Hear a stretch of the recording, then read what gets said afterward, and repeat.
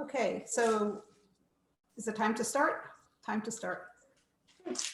Welcome everybody to KindSoup for the Soul, Saturday, May 15th. We are really excited to have a real live professional chef with us, Katie Workman from New York City. And she has you should really check out her blog, The Mom 100, or some of her books. She has some great tips for quick, easy, and delicious cooking. So Katie, I can turn it over to you, and thank you so much for hosting.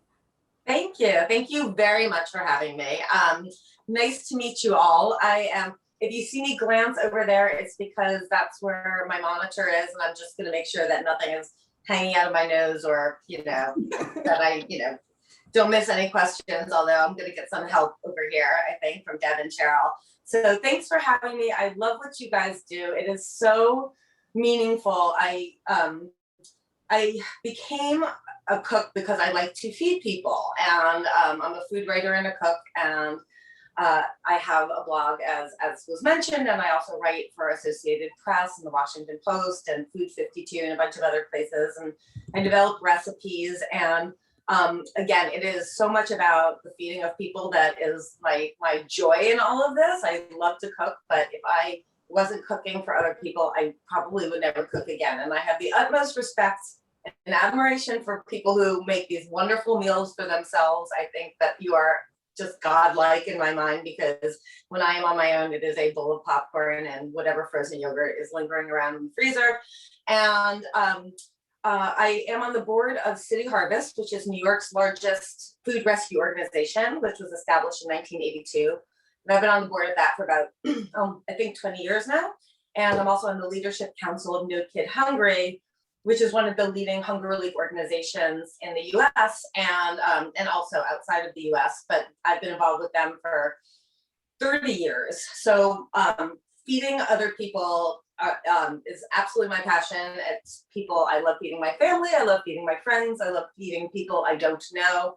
And the fact that you're all taking time out of your weekends or whenever you're watching this to make soup and feed other people just warms my heart. And we are kindred spirits. And I love forgive the windows open and somebody's driving a motorcycle by. So sorry about the external noise. We'll just move on. And at some point, if it's really loud, just let me know and I'll shut the window, and then you can watch me get sweaty. So that'll be fun for everybody.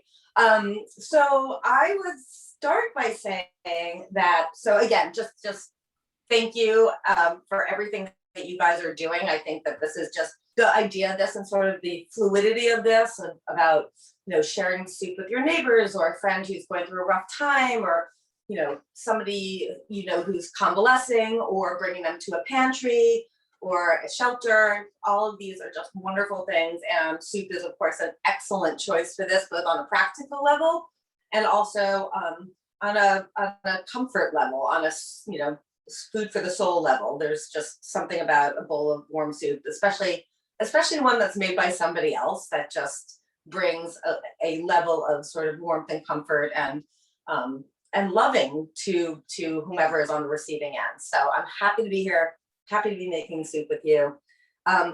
Please interrupt and ask questions.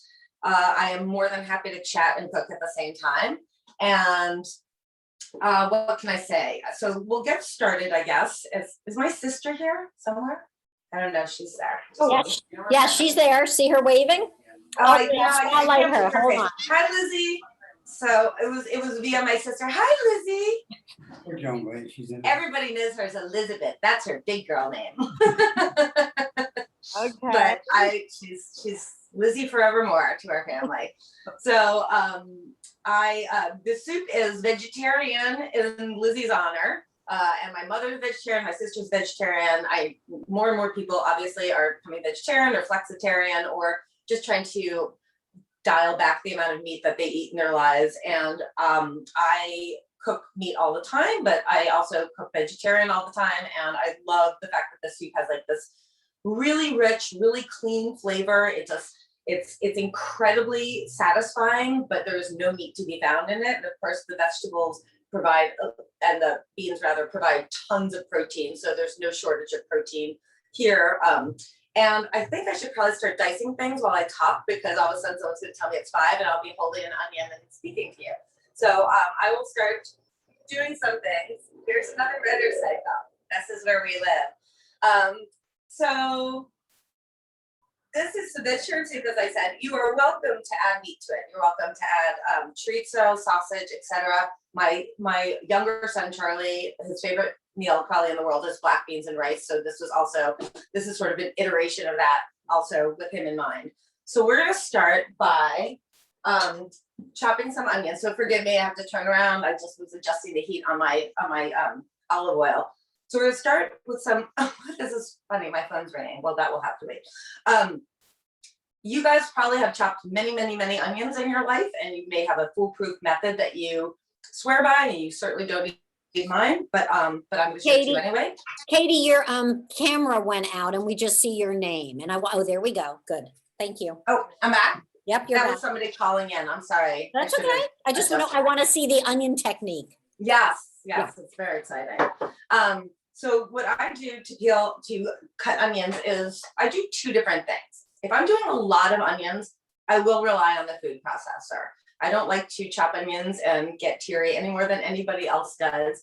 But when I'm doing a single onion, or if I care about the onion pieces looking sort of, pristine and individual and sort of clean looking, then I will do it by hand. So we'll start with doing one by hand. So onion gets peeled, the stem end gets cut off, so you leave the root end, and then we're going to cut it in half through the root end, and then we're going to take this half of an onion and slice it down without cutting through the root. So we're going to cut a couple of layers, just so you can see here, it just sort of separates into a few layers here. And then I'm going to put it down with, again, the root staying intact, and I'm going to cut it down through the layers, about 1/4 of an inch wide. And then I'm going to take the onion and slice it across the strips that I just made. And you can see it just falls apart into lovely little pieces that have integrity to them. They're not mushy, they're relatively similar in size, which you don't have to care about at all for aesthetic reasons, especially in a soup. However, if you are looking to have things cook more evenly, it's nicer than having big chunks and little chunks. So that's just how I would do it if I was cutting it by hand. But because we have a bunch of onions here, you can either keep going by hand if you're cooking along with this, or you can, if you have a food processor, you can watch the second part, which is I just then cut the root and the stem off, and I cut the onion into about 1-inch chunks. And the reason that I'm cutting this into small chunks, even before I'm putting it in the food processor, is because I want the onion to chop evenly in the food processor. And if you've ever put big chunks of onion into a food processor, you know that you end up with some very big pieces and other pieces of onion that are basically mush and pureed. So this is the first thing that I like to do when I'm using a food processor. So this will take a moment here. You can use red onions in this. You can use sweet onions like the Dahlia or Walla Walla. You can use yellow onions. You can use white onions. You can use whatever onion your heart desires. So as you can see, I've got all my onions into chunks. The second thing that I would say about cutting onions in the food processor is you want to not overcrowd the food processor. If I filled the food processor up to the top with onions, the bottom would puree before the top got chopped, and we would end up with that sort of mishmash. So I'm working upside down and backwards. So Yeah, but you know what? It's almost as if you have watched in my kitchen before, because so far you've pointed out 9 or so of the things that I do wrong every week. So thank you for that. Believe me, much of this wasn't learned the easy way. Trust me. I'm sure. Yeah. So to seal up our food processor, do not hit the on button, hit the pulse button, and hit it sharply and decisively multiple times.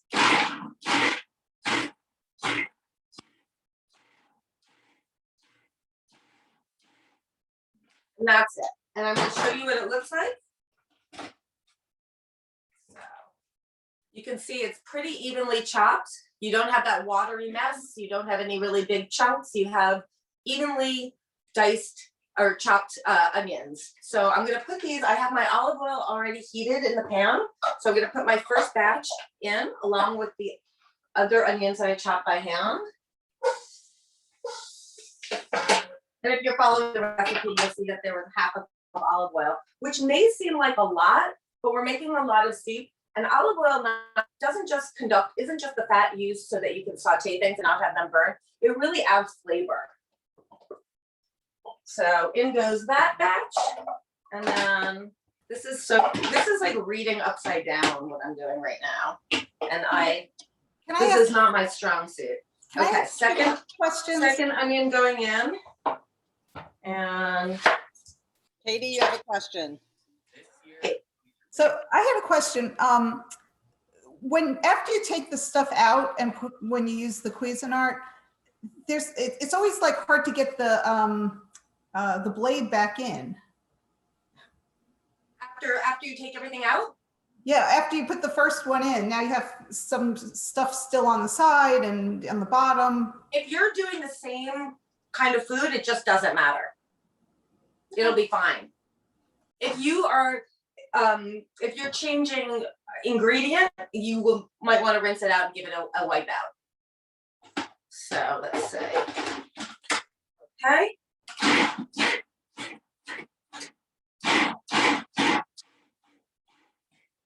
Okay, and there we have the second batch, and in it goes.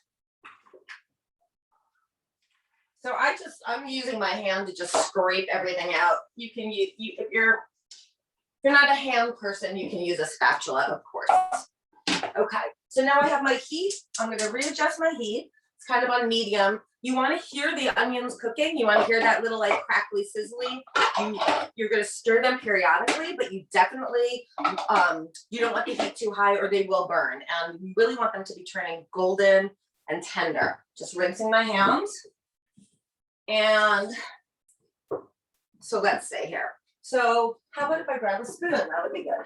All right, so I'm going to give this a little stir just to blend the onions in with the olive oil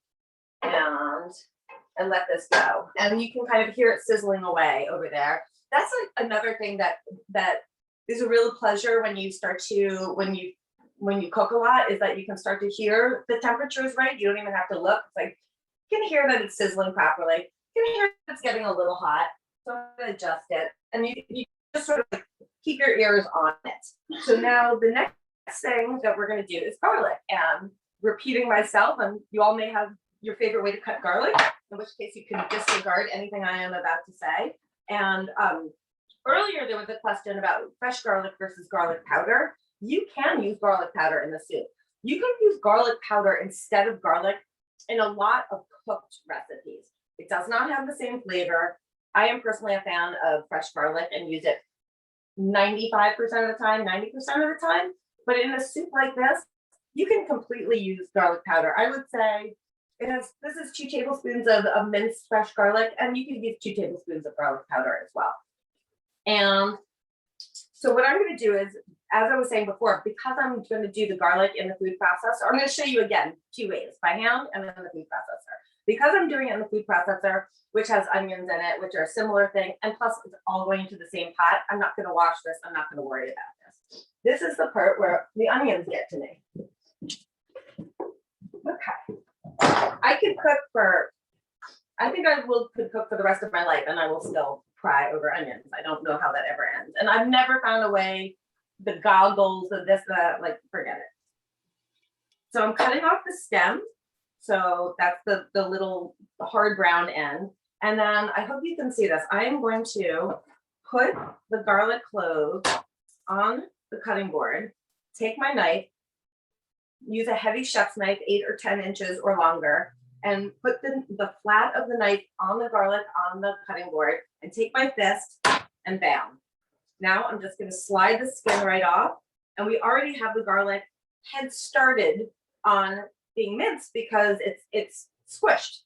So we're going to do enough to make the 2 tablespoons of garlic. If some recipes call for, might say, 4 teaspoons garlic. Some might say 4 cloves of garlic. I usually, in general, it kind of doesn't matter. It really depends how garlicky you like your food in general. But in terms of measuring, about 1 clove of small to medium garlic, 1 small clove equals a teaspoon of minced garlic. So if a recipe calls for 6 cloves of garlic, you can think about 6 teaspoons, which is 2 tablespoons, which is what we want here. So I'm smashing that, sliding off, and smashing and sliding. That's the name of the game today.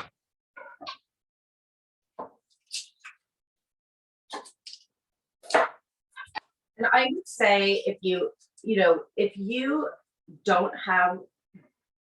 have garlic and you had shallots, you could use those instead. You can really use any combination of ingredients from the onion family. You can use scallions, shallots, leeks. If you are lucky enough to have access to ramps, which are in season at this time of year, you could use those. They are basically wild leeks. So this is gonna pretty much here, my cutting board's a little messy. This is going to get us to the 2 tablespoons that we're looking for. So, yeah. How do you feel about, that those tubes of like fresh minced, they say fresh minced? Yes. What do you think about those? They have ginger and garlic and. Yes, I have used those on a number of occasions. There's a brand that I do have on hand. Sometimes I forget that I have it though. It's called That's Tasty. And they have, as you said, they have ginger, they have garlic. They also have some herbs like oregano and basil and dill. I think they are very good in the pinch. And if you are, if you're the kind of cook where you just like don't like to have so much fresh stuff around because you don't know when you're going to use it, that they're a really great thing to have on hand, especially the herb ones. Like I always have garlic, but I don't always have fresh basil. So I would say they're worth it. Okay. So now here I'm going to do some of the garlic by hand so you can see my little technique for that. So we've got our peeled garlic cloves. Can you see close enough? I wish I had multiple cameras, but hopefully you can. So I've got them squished on the cutting board, and I'm going to take some coarse kosher salt and sprinkle it right over the garlic cloves. Now this, you can't probably hear it over the sound of the onions. Let's move those off for a second.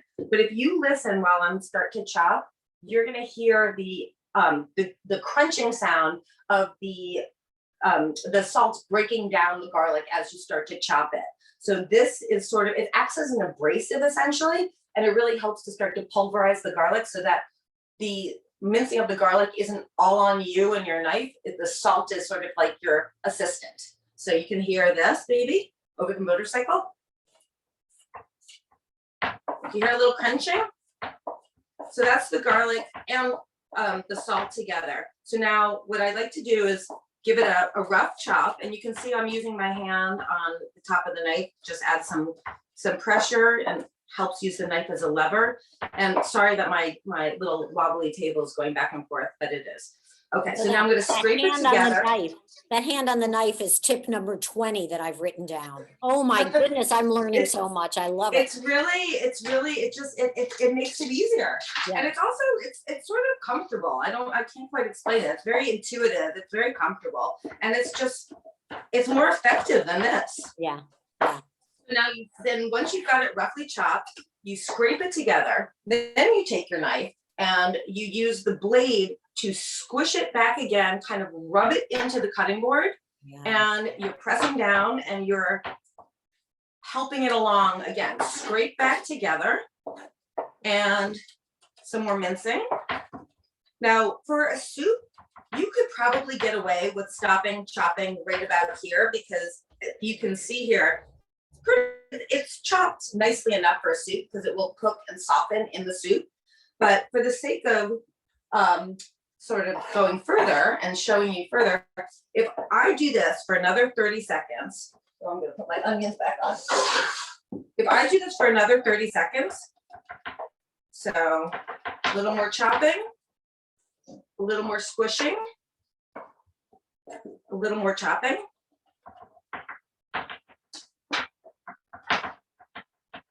scrape, scrape, scrape, squish, and a little more chopping. So now it's getting finer and finer and finer, and then like one more little smear on the counter. Couple more tiny little chops. This is actually very firm garlic. It doesn't always take this long. So squish, squish, and now you can see it's almost like a paste. It's very, very pureed. And when you're using fresh garlic in something like a marinade or a salad dressing in particular, you do not want those big bites of garlic. They're pretty unpleasant. So you want to get it as fine as possible. If I kept going, I literally could get this in about another 60 seconds into a full-blown paste. So I'm going to put this with the other cloves of garlic into the food processor, because this, whenever I'm chopping a lot of garlic, this is in fact how I do it. And quick rinse of my hands. I love my food processor. If I had to pick one electric appliance in my kitchen that I could not live without, it is the food processor. I own more Cuisinarts than one human being should have the right to own. So now, what I said about the onions and about pulse, the opposite here. We're gonna just let this go until it can go no more, until basically everything's almost like centrifugal force to the side. And you can see that could have been a little more organized, but oh well. So you can see here, I scrape it out, it's very pureed. So now that's gonna go into the pot. So our onions have been cooking for about 5 minutes now. And as you saw, I stirred them about every 1 to 2 minutes. And now they are fairly golden.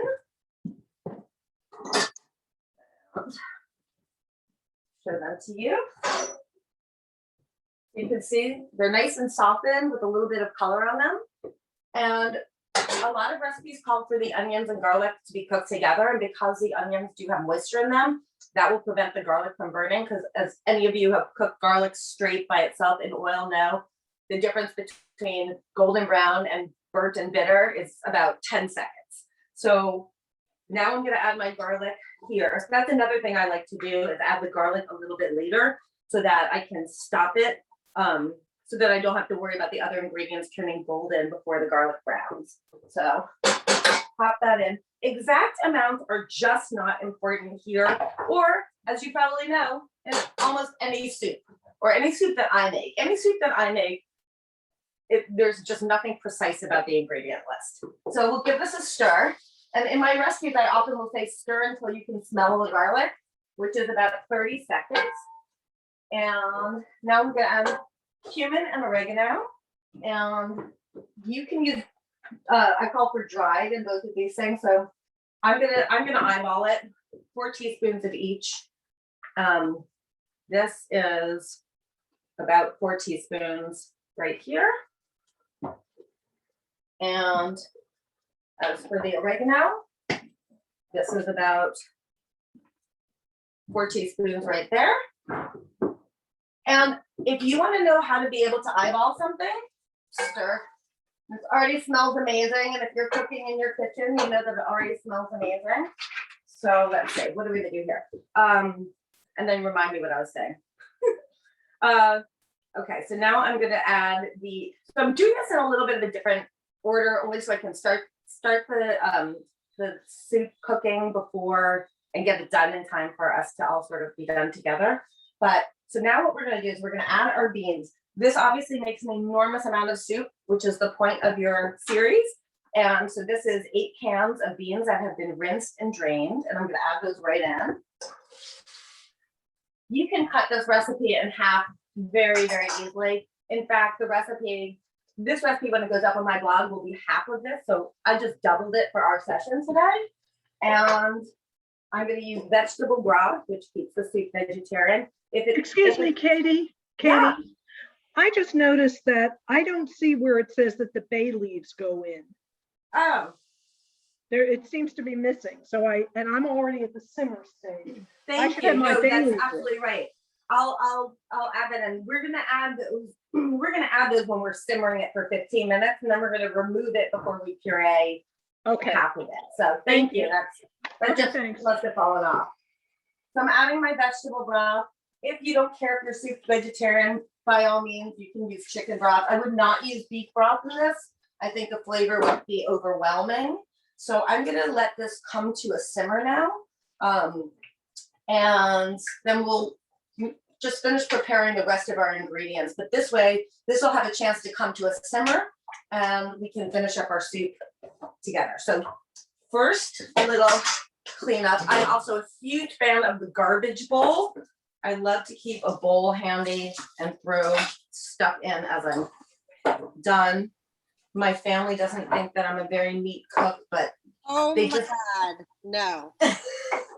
Yeah, we get the benefit of what she produces, but it's like, yeah, it's true. Well, if she cooks in New York City, I'm sure that she's a fairly neat cook. There's not a lot of room to spare. she has her husband who is the cleanup man, I have to say. Okay. But it's, you know, we always believe it's worth it when we taste the outcome. Well, Katie, you had been about to say, if you want to know how to easily eyeball things, and then you got Yes. pulled aside. So that's your That is reminder. what I was going to say. Thank you. So the easiest way to learn how to eyeball things is to measure it and then put it in your hand. So this is a teaspoon, and I am doing a teaspoon. This is a teaspoon of oregano, and now I'm going to put it in my hand. And if I do this 5 or 6 times, I will know what a teaspoon of oregano in my hand looks like. So that's the easiest way to learn how to eyeball things. Okay. Let's do our oranges, which my son Charlie started for me. So this soup has orange zest and orange juice in it, which is such an amazing complement to the very earthy flavor of the beans. You know, the flavor of most beans, and certainly black beans, you know, it's sort of it's earthy. It's like a little bit muted. It's not like particularly bright. And I love a little bit of acidity in everything I make. I use citrus juices and zest constantly, or splashes of vinegar. Our house salad dressing makes most people's toes curl. It's so acidic. But and my older son doesn't actually like salad dressing. He just dumps half a bottle of balsamic vinegar on whatever salad he's eating if I haven't made dressing. So, but this soup is not particularly acidic, but a little bit of acid brightens flavors, lifts flavors, and it just balances out again this sort of earthy, like slightly monotone flavor of a bean soup. It gives every bite a little bit of a bounce. And I love the combination of zest, which has oils in it, and that's why it's so flavorful, and also why it smells so delicious when you're creating it, and also the balance of the juice, which is acidic but also slightly sweet, which is something else that plays really nicely against the beans. So we are going to zest our oranges now, and I'm sure many of you have also zested fruit a number of times in your life, but just as a refresher course, you want to wash your fruit first. Some people wash it with soap and water. Some people just wash it with water. It depends on how comfortable you are with the way, you know, your fruit was treated or sprayed. But if you do use soap, make sure to rinse it and rinse it and rinse it, because that is also a lesson that nobody really likes to learn the hard way. And you want to only take off the brightly colored outside of the fruit. Once you hit the white part, which is called the pith, you want to stop and rotate the fruit, because the pith is bitter. A little bitterness is not a bad thing, and I actually love bitterness in foods too. Like, I'm a huge fan of radicchio and arugula and all that kind of stuff. But that's not what we're really looking for here, and too much of it can become unpleasant. So you want to use a grater, a fine grater. If you have a microplane, which is a brand name, but it's basically it's a different kind of grater. It's flatter. It doesn't have those prongs where things can get caught so much, and it gets off nice clean pieces of whatever it is that you're grating. And they come in a bunch of different sizes. This is a pretty fine one, and you want to find one for this purpose. So I'm going to just go against the fruit, and I'm taking off, again, just the bright orange part. I'm avoiding any discolored little bits, but along the lines of food waste, which I'm sure many of you feel strongly about as I do, I'm not going to throw away something or not zest something because it has a few bumps and dings and bruises on it. I'm going to just avoid them. So this has a generous amount. So that's pretty much it. See, I'm avoiding these little things, and I'm going to put this to the side and move on to my next one. And I'm not going to grate the sticker because that is not one of the ingredients. So, and this is the same, the rules apply for anything that you're zesting: oranges, limes, lemons. Another fruit that would be really delicious in here is a Meyer lemon, which is like a little bit like a cross between an orange and a lemon. It's got some sweetness to it. And I wouldn't replace all of the oranges with it because it is more acidic than orange. But if you're making this and happen to have a Meyer lemon added lying around and want to substitute in one for one of the oranges, that would be lovely. And they're usually grown in California, and they're a winter fruit. So here is the way my zest looks so far. And let's see, how much zest did I call for? Let's see. The reason I'm like being so like la-di-da is because at this point I would usually just throw everything in and see how it came out, but I'm trying to get a little bit close to the final recipe. So we have our zest, and now we're gonna do our juice. So you only need 2 teaspoons of zest, and you do need a cup of orange juice. So if you're using, so you probably won't have to zest all the oranges you'll need for orange juice, for the juice. Now, if you wanted to, sorry guys, if you wanted to use orange juice that was, packaged orange juice, you could. I mean, the fact that you're going to be zesting oranges means that you really might as well use the fresh juice, but you could use just regular orange juice. And if you were using just regular orange juice because you didn't have fresh oranges and wanted to skip the zest, you would still end up with a delicious soup. So this is called a Reamer. I don't know if everybody has one of these. They come in wood and plastic, and I absolutely love them. They just go right in, and they help you get every little bit of juice out really easily and without a whole lot of effort. And if you've ever tried to juice citrus without one of these, or there's obviously other kinds of you can use a press citrus juicer. There's a lot of kinds of citrus juices out there, whatever works for you. I just love the Reamer. I don't know why. It's very old school, but I like it. So you're not worrying about pits that are going in that juice? Not yet. I am so worrying about pits, but not yet. And my sister is probably nodding away. I am actually allergic to citrus pits severely. So I am, even though I use citrus in my cooking all the time, I am maniacal about pits. I really have to be maniacal about pits because it's an anaphylactic shock kind of allergy. Oh my goodness, and we're on Facebook Live with you and the pits in front of you? That's it. You never know what could happen. This could be the most watched soup Exactly. Saturday ever. Remember that girl? She seemed nice. She did for a while, but then For a while. Pits, yeah. Remember the black bean soup lady? Rest her soul. So here we go. Here's my instruments. And I am now going to strain this into, and I have this little strainer here for this reason. And even if you're not going to die, I recommend straining your orange juice because it's just nicer and pits and things just don't taste good. So I use a pretty fine mesh strainer, as you would imagine. And I'm not going to press down on it or anything. I don't want any fragments of pits getting in there. So there we go. So that's our strained juice, and that's our zest. And I'm giving my beans a little bit of a stir here. You'll notice there's not a ton of liquid in the soup. And then you'll see when we puree half the soup, you'll see why. If we put a lot of liquid in, it would just be would taste good, but it would be beans floating in a liquid. You know, it wouldn't be amalgamated into what we would really consider a soup. So that's why we don't have all that much liquid, and then we're going to puree it. So now we have,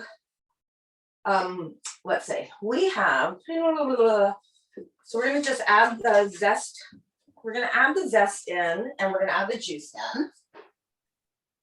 And again, when you smell it, it's like another, you'll be like, oh, I see where this is going.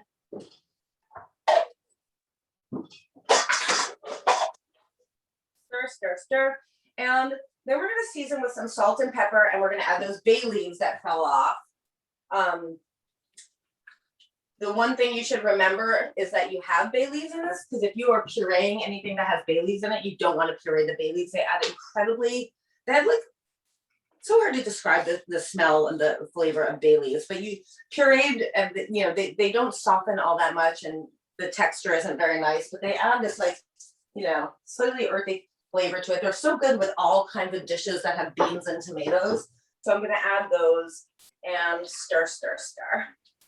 So Now, I use, Katie, if I can ask you, I use dried beans, and every time I soften my dried beans, whether it's in an Instant Pot or just overnight in water or something, I put the bay leaves and garlic in with them. Would you still That's say nice. to use the same amount of bay leaves and garlic in the recipe after you put them in your beans early on, or lessen it? Because do you use the bay leaves and the garlic when you're cooking the dried beans after soaking them? Yeah. Well, Yeah. no, I either soak or I cook them in the Instant Pot, and then I make my soup with it. Okay. So I would say if the bay leaves are just in with beans when they're soaking, I wouldn't think that they would impart all that much flavor, and I would still Okay. use the same amount of bay leaves in the soup. Okay. If you use the bay leaves when you're cooking the beans in an Instant Pot, I would say you could probably skip the bay leaf, or just maybe use 1 or 2 bay leaves, Okay. because you will definitely have that bay leaf flavor in your soup already. And it's an interesting herb, because too much of it, well, all herbs, I'm still onion nose. All herbs are, too much is too much, right? I mean, like, especially with dried herbs, like fresh herbs, you can sort of like decide to really lean into it and let the fresh herbs, like, you know, sort of take, you know, play a real supporting role in the dish, or even like come close to center stage. But dried herbs, too much dried herbs is just too much dried herbs. So, so just, you know, I would err on the side of less with that, and then you'll, you know, but experiment with it. It also so much depends how old are your bay leaves, right? How potent are they? Bay leaves, I think of like many dried herbs, but in particular, I feel like bay leaves lose flavor more quickly. I was lucky enough to get a whole bunch of fresh bay leaves a while ago, and I put them in small freezer-proof Ziploc bags, and I keep them in my freezer, and I just pull out a couple. And it's really nice, and you can, they're still sort of, when they defrost, they're pliable, they're not dry and shardy, so that's kind of nice. All right. Can I ask you Now, another question about herbs? Yes. Question, did we put the black beans in already? Yes. Yes. Sorry, yes. So everything is in the pot now. Everything is in the pot, and you are going to be simmering this for about 15 minutes, and you can simmer this for longer. Nothing bad will happen. Like that's my dog. If you simmered it for longer, it would be 100% fine. Like the beauty of this soup and lots of soups is that you can simmer it for 15 minutes, and you will have a delicious soup once you finish it up. Or you could let it simmer for an hour. Like if you were, I don't know. I was about to say going to do the Jane Fonda workout. I don't know. No. If you went into anaphylactic shock because you mistakenly ate then like my corn family could seeds. take me to the hospital and come back, and the soup would still be fine. That's the kind of soup you want, right? But if they didn't stir it frequently, the bottom might be a little scorched. But you know, they could complain to their new mother. So I'm going to pretend now. I'm going to pretend that 15 minutes has elapsed, because here's another little truth about this soup. The instructions, because if you give too many options in a recipe, it's annoying, right? You could do this, or you could do this. You could do this, or you can do this. I'm doing this in person because we're chatting it through. But if I pureed half the soup, because my beans are already cooked, or in this case canned, I'm gonna puree half of it now, and then I'm gonna simmer it for 15 minutes after that. So you can puree the beans on the early side or the later side. It will not affect the flavor or the texture one little bit. That I just happened to make a choice in writing the recipe that I simmered it first and then pureed it, but it could absolutely go either way. So what we're gonna do now is take our soup from the pot, and here's what it looks like now. And this is pretty much what it's gonna look like after 15 minutes. There's not gonna be a discernible difference there. So now we're gonna take our ladle, and in this case, I am avoiding the bay leaves. I can see them. Bay leaves kind of tend to float to the top, so they're not that hard to avoid. So I'm gonna put half the soup into this food processor, and I'm gonna do this in batches because I'm using a small food processor, and you don't want to ever put too much hot liquid or hot anything into a food processor or a blender, because the heat will expand, and once you start running it, it could pop the top off. This is a lovely soup to eat. It is not a lovely soup to clean off your ceiling. So I'm just gonna put a little bit in. Oh, I know you lost me again because I'm getting a call, but I'll be back. You'll be so excited to see me again. We'll be here waiting. Do you miss me? Yes. Katie, I'm sure I'll ask you. gonna ask, Go ahead, Cheryl. somebody's gonna ask this question, so it might as well be me. What about using an immersion blender instead of Yes, ladling it? that absolutely.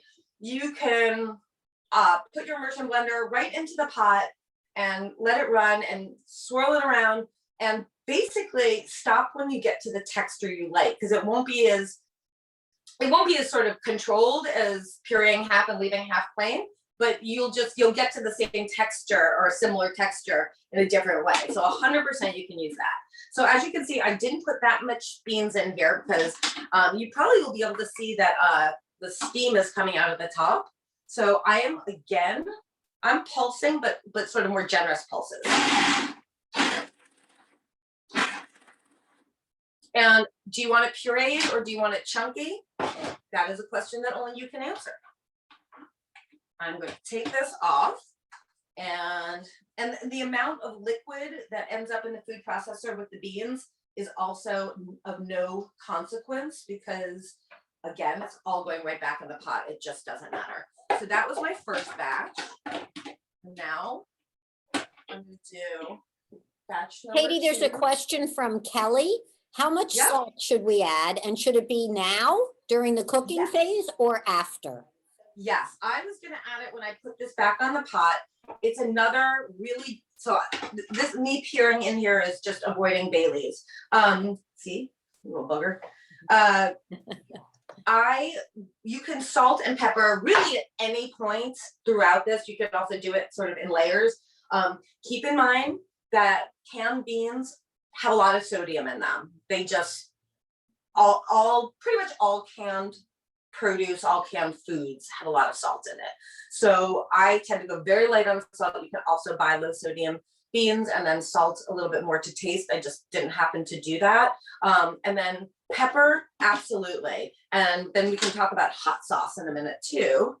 So I'm gonna pulse. And don't ever put your face over whatever you're pureeing, because A, there's steam, and B, God forbid the top pops off. You don't want to be anywhere near that. Okay. I think I might give one more batch in here because I just have been doing small batches remember when everyone used to say out of an abundance of caution, and it was a terrifying phrase, and it really felt like it meant exactly the opposite of what it was supposed to mean. Okay, so that's my last little bit, and here it goes.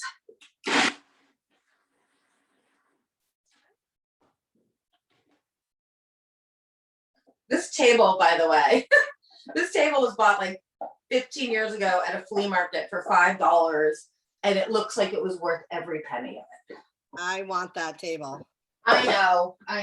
It would look really good in my kitchen. My sister and I are both, and my mother, slight flea market junkies. Okay, this is our soup, and I'm going to show you the texture. I wish I could show you the smell. And it is going to thicken up a bit because the 15 minutes of simmering, which it really hasn't had yet. And again, that's the minimum. You can let it go for half an hour, you know, and the more you simmer it, the thicker it will get. So you can also base your assessment of when it's done on when it tastes the way you want it to taste and when it's as thick as you want it to be. So this will just keep going, and I'm going to add a little pepper. I usually use fresh ground pepper. Oh, here's my pepper. No, it's empty. Lizzie, did you give me this, or did you give me that? No, I bought this. I gave you one, right? No, This is but I would like one. That's a grinder. At All the right. table. That was $3 at a yard sale. My whole house is worth $79.95. Yeah. Can I So ask? I just added a little pepper. I just happen to have this tiny little ground pepper thing because my friend was involved in the closing of a restaurant and said to me, "Do you want some herbs?" And I said, "Sure." And then I got 18 ounces, 1 pound, 2 ounces of pure ground black pepper. So at this point, after the simmering, your soup is done. Taste it, more salt, more pepper. If for whatever reason it kind of tastes a little flat to you, which it shouldn't because of the generous amount of orange zest and juice, you could add more orange juice and more orange zest. If it got thicker than you wanted it to be, add a little bit of water, add a little bit more vegetable broth. And if you want it to be on the spicy side, add a little bit of the hot sauce of your choice. You could also add red pepper flakes. You could add cayenne pepper. I was just talking about this particular brand, which a friend of mine worked at Melissa's, and he sent me this Costa Azul Sriracha style sauce, and I just really like it. It's got like a smokiness to it. It's kind of delicious. I'm gonna add a little bit of that in there. Stir, stir, stir. And then when you serve the soup, when you get to the good part, so again, don't forget to take your bay leaves out when you're serving your soup. It's delightful with diced avocados, sour cream, fresh cilantro leaves, shredded cheese. You can put a spoonful of salsa on top, some diced tomatoes, guacamole. All of those things would be really, really, really good on top of it. It freezes beautifully. You can freeze it in quart or pint-sized containers. The reheating is almost, self-explanatory. Just defrost it, or if you want to just defrost it in the microwave, or even just heat it from frozen gently over low heat in a pot. The smaller containers are better in the sense that they defrost faster or reheat faster. So that's just something to keep in mind. Sometimes we just will throw a soup into a really big 2-quart container, and then you really have to plan ahead for when you want it again. Yeah, that's the vegetarian black bean soup. That I've never added orange to soup before. That is so refreshing. That is such a coup of a tip. That's so, good. Oh my God. Another ingredient that you could add, and I have added it in other batches, is tomatoes. Very classic addition to black bean dishes. I was just learned that in some parts of Cuba, I think in Havana, you never put never put tomatoes in a black bean soup. So there's definitely regional preferences for that. I put in canned crushed tomatoes. I had roasted some tomatoes for something not too long ago, and I was making the soup, and I threw in all the leftover roasted tomatoes, and it was absolutely delicious. So you can play around. I'm sorry? I was gonna say, how about chocolate or cocoa? Oh, yes, that's obviously a sort of a mole approach. In Mexico, they add chocolate, not like Hershey bar chocolate, but specific chocolate that's unsweetened to different dishes, like moles in particular. I'm not an expert on this in the slightest. I'm allergic to pretty much everything in a mole, so it's this area of cooking that I know nothing about. Never mind. Yeah, but so now that you all know how to kill me, I'll have to kill you. So you could definitely, if you're familiar with that, with sort of using chocolate in cooking, this would be probably a great place to play around with that. I think that sounds amazing, Lynn. Let's make that the Cabin John Potomac version of this delicious soup. It's my Cincinnati chili background. Ah, Yes, there you nice. go. Cinnamon too. That's right. That's right. That's right. That's very, yeah. And what do they call it? Candela. That's like the Mexican cinnamon sticks they call candela. And they're a little bit bigger and they're slightly different variety. Again, that's the extent of my knowledge. You now know as much about a mole as I did. While we have a couple more minutes, I wanted to put Elizabeth on the spot for a second. And first of all, I want to thank you. I wanted to thank you for the partnership between your organization and KindWorks and give you an opportunity to tell us a little bit about your organization.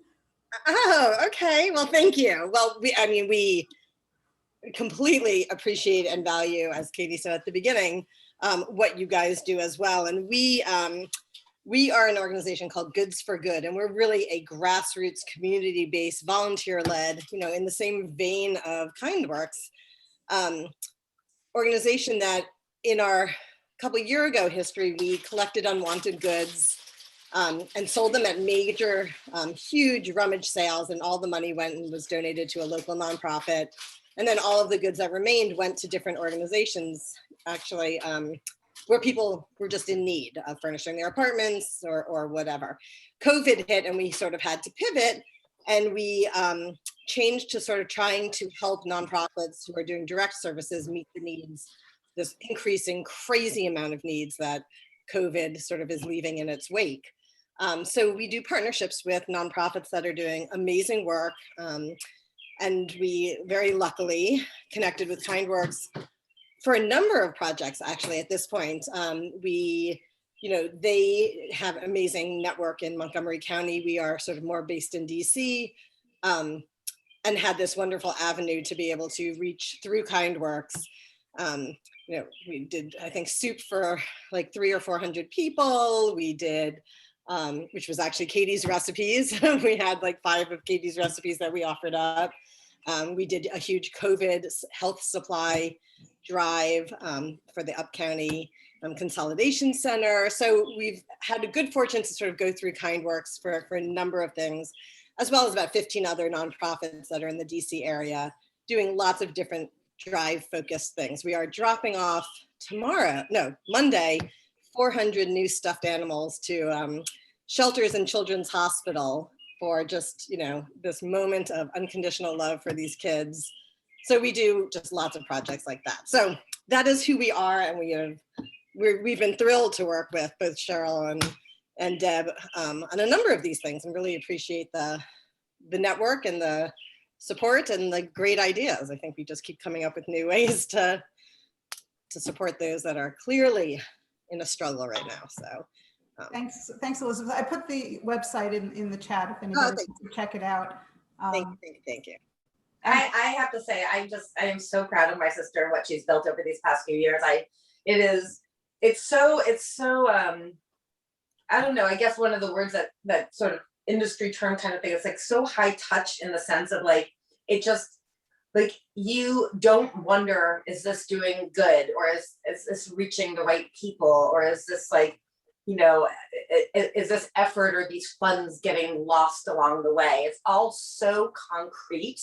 And I haven't, because I'm in New York, I haven't had the pleasure of, being part of like a drop off of the birthday boxes or something, but I can only imagine like the incredible relief, joy, gratitude, and gratitude's a funny word because I certainly know it's not really what motivates my sister to do the things that she does, but it's just like to just imagine these like simple acts, sort of created en masse, having this incredible effect, and also just people believing that somebody out there gives a shit about them. It's just, there's a lot of people, I'm sure, who are feeling incredibly lost in the system, incredibly isolated, vulnerable, and the idea of just sort of all of these individual projects collectively coming together and just touching so many individual people's lives. It's just, must be the onions. Well, your parents surely did something right. You guys are amazing. Thank you for sharing yourselves and all that you do with us. I look forward to making some black pepper soup with you in the future, Katie, because you got the supply. I'm sure you're going to come up with a fantastic recipe. For anybody who wants to sign on next week, it's going to be our last KindSoup Saturday before we switch for the summer to KindSoup Mondays from 5:30 to 6:30. So next Saturday, we're going to make a delicious farro bean soup. I've made it before. It is going to be great. And that'll be our last Saturday. And then we're going to do the summers Mondays from 5:30 to 6:30. Everybody, thank you for joining us. Katie, thank you for leading us. Elizabeth, thank you for being here and introducing us. And everybody, when you share your soups, please remember to let us know how you shared them, whether you give them to people you know or to the food assistance providers in New York, in Montgomery County, whatever you do, let us know using that link on our website so we can realize what Katie did with us today, and for the people watching at home and cooking on their own during the week. And I can report back to her that 500 quarts of soup were made with her leadership. Deb, how many quarts of soup have we donated, or how many gallons at this point? What's the number? Gallons, I don't know, but so far we're between 3,600 and 4,000 quarts. And you know, that's Okay. that's a lot of people eating a lot of soup, and can't thank you all enough. It's so much fun, but it's really so good. Right, Elizabeth? We're doing good for good, right? All right, we're gonna let you guys go 2 minutes early. Everybody enjoy yourselves. We'll see you next Saturday for the last Saturday, and then we're going to be switching to Mondays starting June 7th. Thank you. That was Thank you. amazing. Thank you. It's fabulous. Thank you. Bye. Bye. Thank you. Katie.